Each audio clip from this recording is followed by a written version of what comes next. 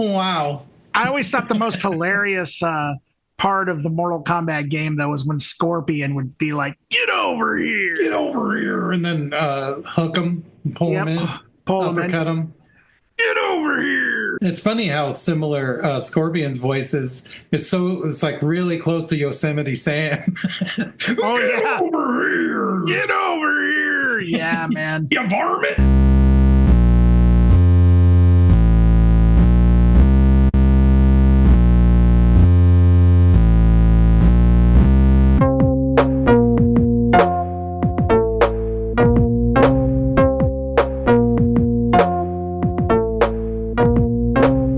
Citizens of Earth, welcome to Accelerativ Thrust. I'm Dan. And I'm Eric. And we're here to discuss all of your concerns about rock and roll. And its lifespan and its core connection is zombies, right? Because rock has been dead and it keeps coming back to life. And it keeps coming back, yeah. That's it. It's interesting when people bring up the rock is dead argument now because seriously, it's been dead like several times. And I can remember, because I remember like the late 90s, early 2000s, people were saying the same thing because of the rise of EDM music and, like club music and like boy bands and stuff like that. Like they're really, rock and roll was kind of like, I mean, you had bands like at that time, Smashing Pumpkins was talking about the reasons why they made Adore was, I believe the fake reason they made Adore was because Billy Corgan wanna go for a ride, believed that like rock was dying. The real reason is because they just didn't have Jimmy Chamberlain. Right. That's what I think. Yeah. Yeah. I gotta be honest, the whole today's music versus yesterday's music and rock is dead and this is what killed it, all that kind of talk drives me crazy. Yeah, I don't me too. like it. And like I used to watch this guy, Rick Beato. Rick Beato. Very famous. Sure. And I had to stop. Sure, I know. Because every video is like, why music sucks now. Why none of the music's memorable. Why people can't write a good melody anymore. And it's like, what are you talking about, dude? We cover so much music on this show that's new and awesome. And it really gets under my skin that all these old dudes are just constantly just like, this is why guitars will never be played again. And it's like, dude, come on, just get over it. Get over that things are different. Well, and grow up, man.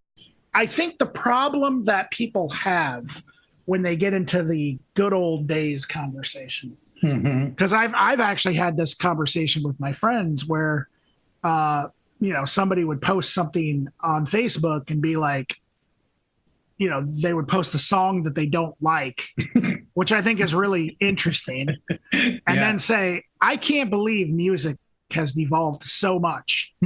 Music was so much better in the 90s. And then I remember specifically saying, this was a while back even, I remember specifically saying, I'm like, no, music was not better in the 90s. You're just not finding the right stuff for your tastes. For sure. Like that's the problem. And the other thing is the music business and the way things are presented. And I do think this is kind of unfortunate. This is where I would agree with Rick Beato probably. The stuff that everything is not equally marketed anymore. But I think right now, the DIY, we talk about it all the time. DIY scenes all across the country, it seems to me, are stronger than ever. Yeah, and I think so. And so I think like that is where people fall into the trap of rock is dead because they're not hearing other things. There was the so 99, 2000, 2001, rock was declared pretty much dead by Marilyn Manson. Oh, sure. Yeah. A whole single about it. No, but by a lot of people. And And then all of a sudden in 2002, 2003, you had the White Stripes, the Hives, the Strokes. Right. Yeah, yeah, yeahs, Queens of the Stone Age. All those bands were kind of like in a big rock revival. You know, and it's like, I personally think that it's irrelevant, and I think there probably will be another revival. Yeah. One thing I've been thinking about lately is okay, so some of these videos that I was talking about, they're talking about how there's no music theory left, or there's no like chord progressions, like it's all just kind of nonsense, right? Popular like pop music. Sure. And I think what's happening ever since the beginning of what we consider pop music, the music that came the generation before is more complicated and more theory based. And that doesn't matter if you're talking about from the music of the 40s compared to the 30s, right? 50s to the 40s, 60s to the 50s. Every step of the way, we've lost the intricacy and the theory and what makes music structured the way we understand it. But the trade-off is it gets more interesting. Yeah. And so I just think that that's kind of the way it is. Like, I mean, I don't know. If you look at even just anything you want to talk about, punk rock's the obvious choice. But what about acid rock? Well, let's get rid of all these instruments, and we just need a guitar blaring loudly while we kind of moan over it or whatever. Like, you know, like Jefferson Airplane. That stuff came out and people were like, oh my God, this is trash. And what happened to good music? And now, you know, those same people would be like, oh, the last good music was acid rock. I don't know. There's just always this thing where it's like, everyone thinks whatever they were into is the good thing and everything else sucks. And it's like, can't you just see it's cyclical? It never stops. Like, you stopped it where you wanted to stop, but it didn't. The music progresses and grows and changes and finds new sounds that are more interesting than the old shit you listen to, but you can't accept it. That's kind of my whole thing about all these videos of modern music sucks. It's like, no, you're wrong. It doesn't suck. You're just stuck somewhere where you think that was the best time. Anyway.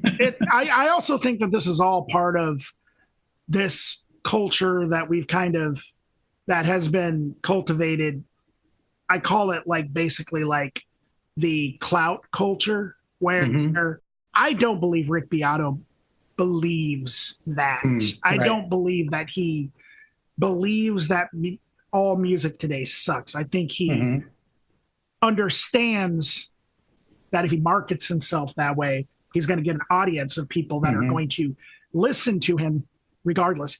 Even the people like you and me, you know, there's people that will listen to Rick Beato. I mean, I don't want to put him down. We're shills. I mean, every band we're going to cover today has paid us to review their album.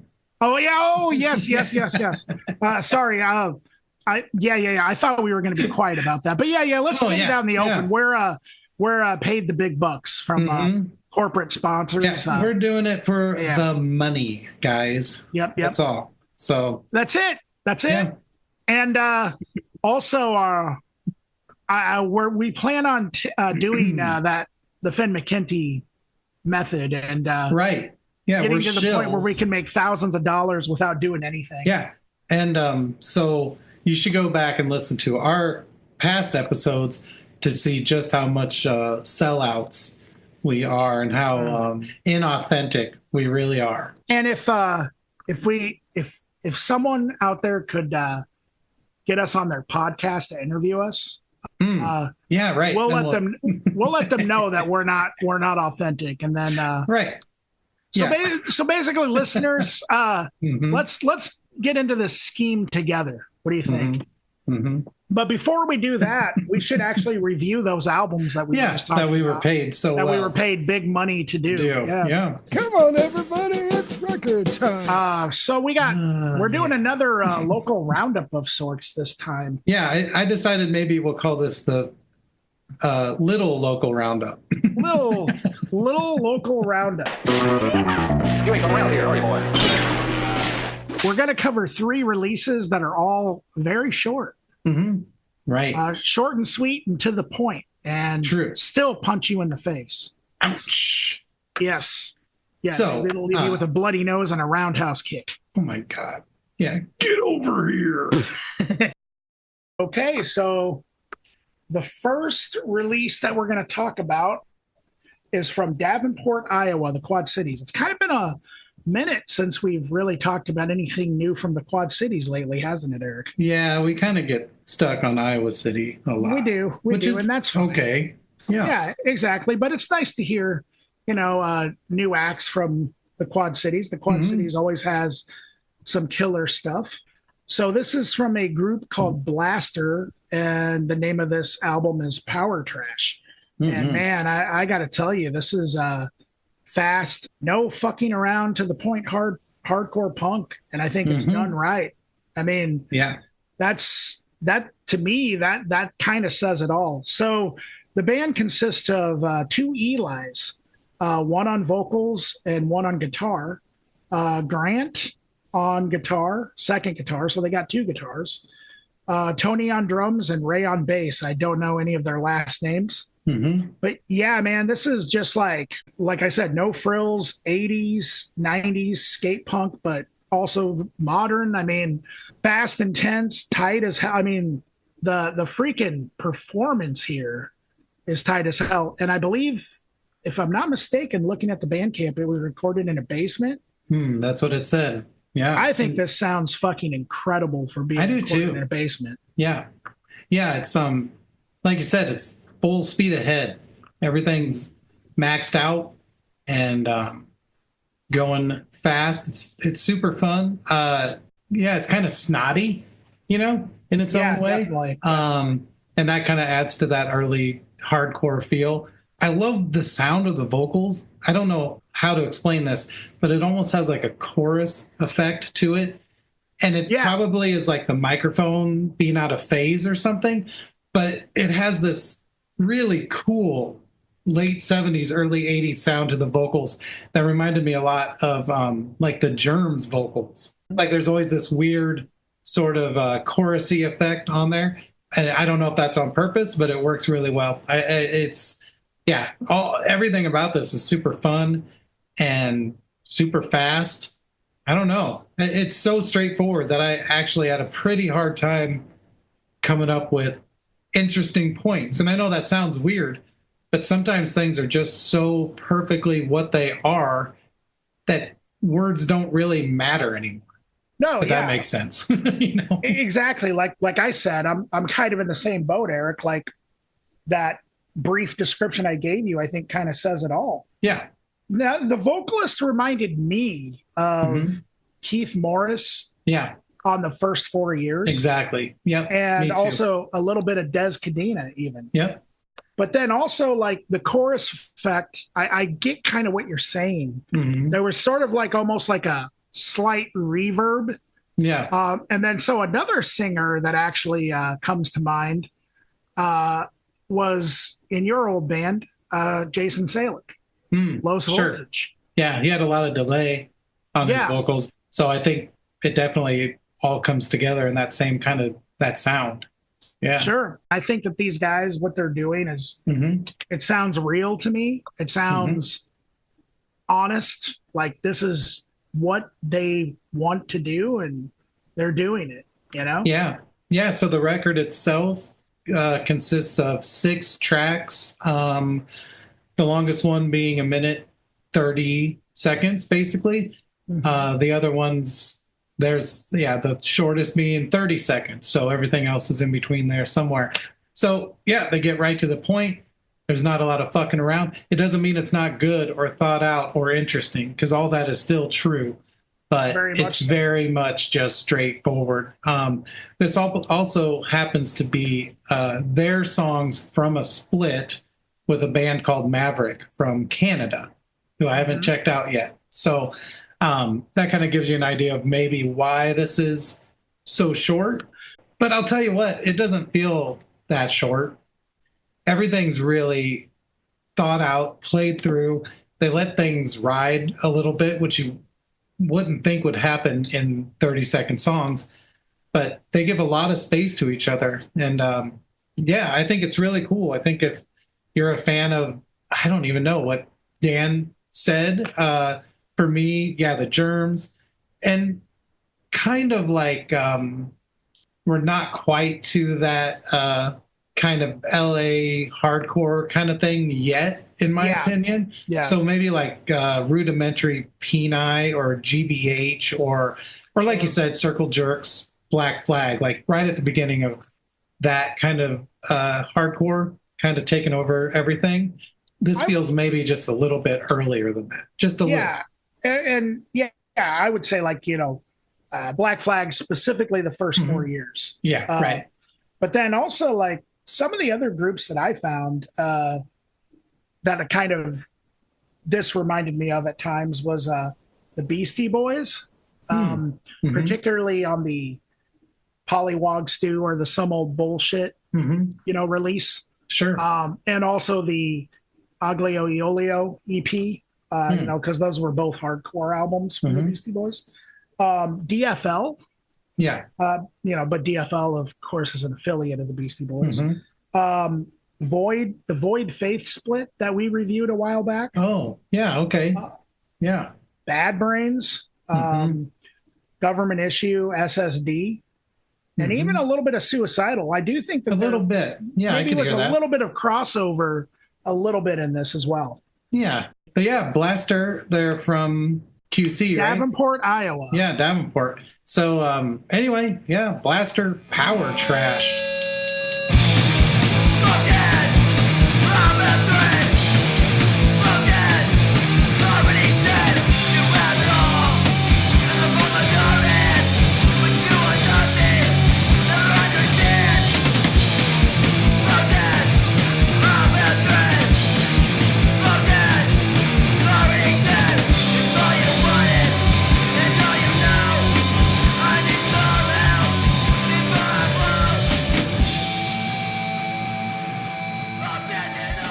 The next one that we have is a group called God's Hand, and this is an Iowa City group. And I know 3 of the members. I know Cal from Grimtooth Metal Things, and Joe Millick, and Anthony Warden. And they all have lots of different projects themselves. Anthony Warden is in this band? Yeah. Yeah. I did not know. And then the singer, I do not know. He is he has a project called Baronic Wall.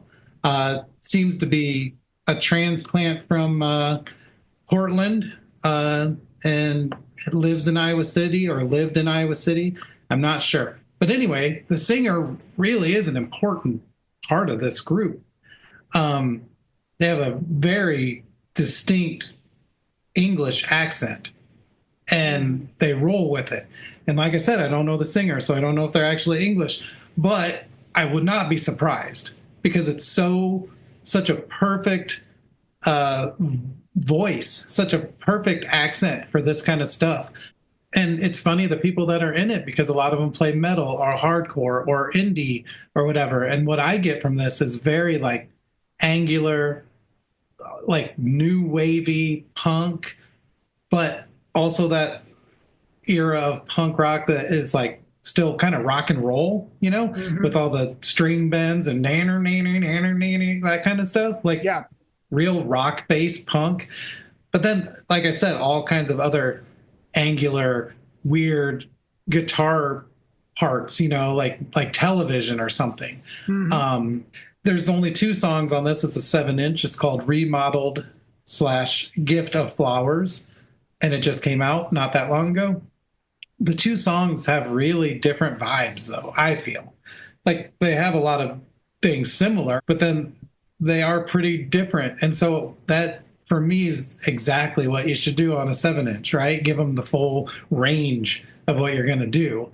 Because if you just put 2 things on there that sound the same, I don't know, people have you figured out pretty quickly, And I don't think that's how this comes off. But yeah, we get a pretty wide range of sounds out of these two songs. Yeah, for sure. It definitely sounds kind of like really well done post-punk that comes from a crop of bands that use kind of like slightly distorted guitars that sort of have like a shimmery reverb thing, but also sounds very, very like raw at the same time, if that makes any sense. Yeah. Definitely like you mentioned the British element in the singer's voice. And yeah, there's definitely that unmistakably. He's a great vocalist. For sure. He's got like a sort of this angry, sneery quality as well. But it's presented so well. Also, one thing I want to point out is the amazing guitar work, particularly on the first song, Remodeled. I mean, the guitarist is doing like a straight up guitar solo. I mean, and it is, so that's where I definitely agree with your assessment there, Eric, that this is kind of like punk rock that is still somewhat rooted in the blues rock a little bit, at least on that song. But yeah, then the second song, it does kind of take a different direction. You start to hear like a little more sort of groove on the bass, which adds to the angular quality, the post-punk quality for sure. And yeah, man, it's just really well done. Just good punk rock and roll that I honestly can't wait until they put out a full length, because I really want to hear what they're going to do with 8 different songs or 10 different songs as opposed to 2. I feel like this is a great appetizer, for what we're probably going to get. And I think if you're fans of, you mentioned The Damned, Eric, and that actually is one of the groups I put down. But there's another band called Spiritual Cramp that is doing something that I feel is kind of similar. I also find a lot of similarities to the Buzzcocks here. For sure. Pill, Public Image Limited, especially on the spoken word part of Gift of Flowers, which is interesting, the Flowers of Romance album. Yeah, I think it's interesting that you mentioned the tone and timbre of the singer's voice, because a lot of times when we talk about punk rock, sort of like oral image comes into your mind of what that sounds like. And I would say that this, in my opinion, doesn't sound like that straight away. Like the tone and timbre is clean. It's not soft, but it's pure. There's not a lot of like gravel and growling and yelling and screaming at all. Sure. But yeah, the things that I had that recommended, if you like, I also had Gang of Four. I had Sleaford Mods covering the same idea that Dan had about Bill. The Adverts is an older band that I... Oh, yeah, the Adverts. And then Eddie and the Hot Rods is the last one I had. It has that kind of shiny, almost punk pub rock kind of feel to it. At least the Remodeled does. And I think this is super fun, and like I'm really excited to hear more of it. So yeah, exactly. Yeah, exactly. God's Hand, Remodeled, God's Gift Hand. of Flowers, 7-inch. Yep. Great stuff. So definitely check it out.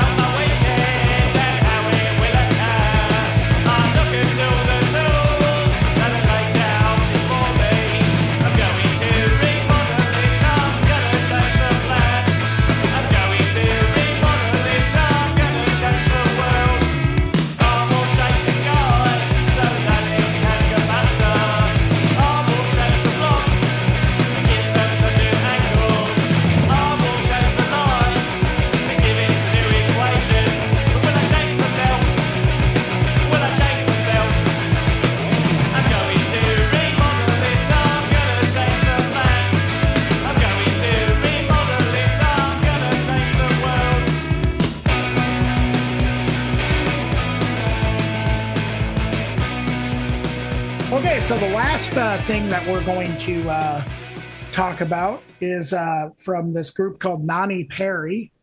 And this is an untitled album. There's 4 songs on this. And this is really, I don't think that I think this is kind of more of a compilation than anything. Nonnie Parry has, I think, 3 of the 4 songs as singles from this album, but they don't actually have this album as like 4 songs. So I think that that's kind of what this is, but I don't know. I'm not sure. Nonetheless, Nonnie Parry is a awesome group that has been around for, gosh, I think probably 15 years now at this point, maybe longer. And it consists of, they've had various members, but if I'm not mistaken right now, I think it's Ray on guitar and vocals. And I think maybe Ray does some drum machines and electronics. And then Billy Harris on drums. I've known Billy for 20 plus years. He used to play in a hardcore band called Fork Knife Spoon way back in the day. And Nonnie Parry has always been a vibe. They've always had a great just aura about them. I don't really exactly know how to describe this, and I think that's great, other than just sort of like at times gritty, kind of gothy, kind of dark shoegaze, new wave. There's drum machines and synthesizers on a couple of the songs. The first couple of songs sound to me more like just guitar and drums. Ray's vocals are super smooth, but there's definitely like an attitude that kind of conveys a little bit of like old school Riot Girl aesthetic a little bit to me. Billy's drumming is very much actually like a drum machine, kind of. It's pretty straightforward and it works perfectly for what they do.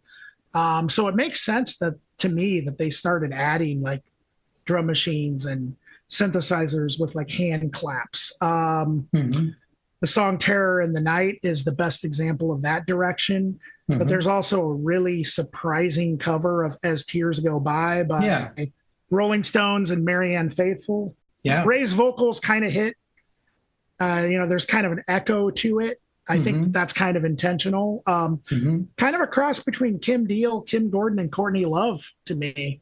And it's just fantastic stuff. The guitars are great, man. Yeah, I had Nico, Kim Gordon, and Debbie Harry.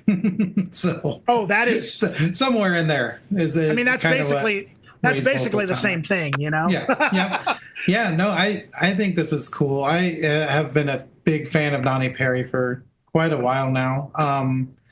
I just think what they're doing is super cool without trying very hard. Or at least making it look like they're not overly concerned with what everyone is thinking, like they're definitely doing their own thing. Yeah, it's really druggy, fuzzy, lazy, bleak, kind of no wavy goth kind of thing. Like you said, the distorted guitars are, to me, they're like impenetrable in a way, just kind of like a wall. But yeah, the drums and the drum machine take up the same space. I do know that they've now started to use the Seaberg drum machine, the one that Suicide used on the first record. And so I don't know if like new music's going to incorporate that, or I don't know where they're going to go with that, but as far as I've heard with their recent live things, that's how they're doing a lot of it now. I don't know. This is really good. All 4 songs are really good. And again, they're really pretty different. They definitely have a vibe, but the approach and the sounds aren't just the same. You can't listen to the first song and just be like, okay, I get it. I get what's going on here. I think you really need to listen through all 4 of these tracks. And I just wish that there was more. I know how hard it is to find time to record and write and produce. and everything else. But I don't think I'll probably ever be satisfied with the amount of stuff Nonnie Parry puts out. So that's kind of my problem. But I would always take more. So yeah, it's great stuff. Sure. I guess as far as what I think, like recommended if you like, Chromatics, Jesus and Mary Chain, as far as the guitars, Specimen, who's kind of an older kind of gothy group, Christian Death, which also could fit into that category, and Dead Moon, just sort of in the approach. But yeah, I don't know if you like any of that stuff. So for me, I heard Young Marble Giants, The Magnetic Fields, My Bloody Valentine, Sonic Youth, The Breeders, Hole, and a little bit of, I don't know, Depeche Mode New Order kind of going on too. Yeah, like I can hear that. Some of the definitely with the drum machine tracks and everything, but great stuff.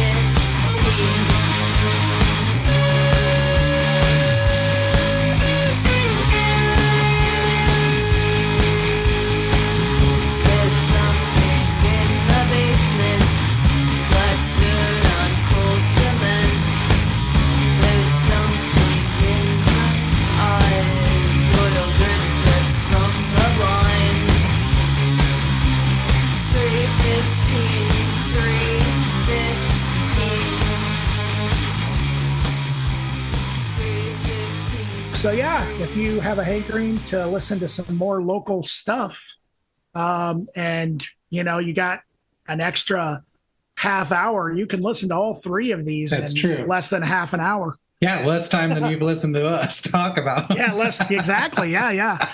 You're forced to listen to us before you listen to these. So I would say skip this episode of our podcast and go listen and just go listen to the music. Yeah, absolutely. If you can go back in time. Yeah. So what did we learn today, Eric? Man. You know what we haven't learned yet is what we've been listening to. Oh, yeah, good call. Go for it. So Bruce Hack, the Electric Lucifer, was on Hell yeah. Facts. I don't know the name of the album. But we'll just say Facts. So this is one that I know you'll be able to relate to. Eric J. Retard, Blood Visions. Hell yes. What a great record. So good. Steroid, that Chainmail Commandos. I just can't get out of my head. Oh, nice. I have been listening to very early sort of ambient death stuff. Brighter Death Now is the name of the group. And they, they're pretty early on in that sort of genre. It's pretty good stuff. Vatican Shadow. Been listening to a little bit of that. And let me see here. What's Vatican Shadow? Is that? It's kind of harsh noise. Okay. Yeah. Okay. I've been listening to Pastor T.L. Barrett and the Youth for Christ Choir. Their song Like a Ship. Everyone's heard it. They just don't know they've heard it. But yeah, it's like legit soul music. Like really, really good. And the pastor, I guess, is the one singing the lead. He's amazing. But then this youth choir sings throughout the whole thing. And it just has a strange aspect to it. It adds a weirdness to it but it's solid, especially the bass playing is killer. I've been listening to Hell Below, Stars Above by the Toadies a lot. Such an amazing record. They're definitely one of the bands that I'm sort of a defender of. You know, I think we all have that where we say something's amazing and most of the world disagrees with us and we just keep trying to convince people to listen to it, you know? Sure. And some of the bands that I used to be that way with have become super popular, so I don't have to do that anymore. But the toadies are definitely one of them where I'm just like, I can't say enough. Until you're as into him as I am gonna just keep talking about him. So if you want to let us know how much you love the toadies, Yes. Yeah, you can email us at accelerativ.thrust@gmail.com. No E at the end of accelerative. mm-hmm. But then you can also send us a message on the old IG, the old Instagram.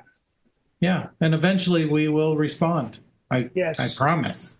And we will talk about why music was better back in the day, in our day. Yeah. Lyrics suck now, guys. I don't know if you know that. And like, there's hardly any guitar solos anymore, and all of it sucks. There's a Rick Beato 2 channel. Did you know that? He has 2 channels, Rick Beato and Rick Beato 2. You should start a channel called Rick Beato 3. Oh, that's not a bad idea. Oh, it's on. Watch out, Rick. Yeah, come on, you. Rick. Oh my gosh. Well, we should let people go. They've been listening too long already. Okay. And you're supposed to not listen to this episode and just listen to the music. We already talked about that. Yep. So there's only one thing left for us to do, Eric. Mm-hmm. Say bye. Goodbye. Wow. Wow. Toadies go off. Classic.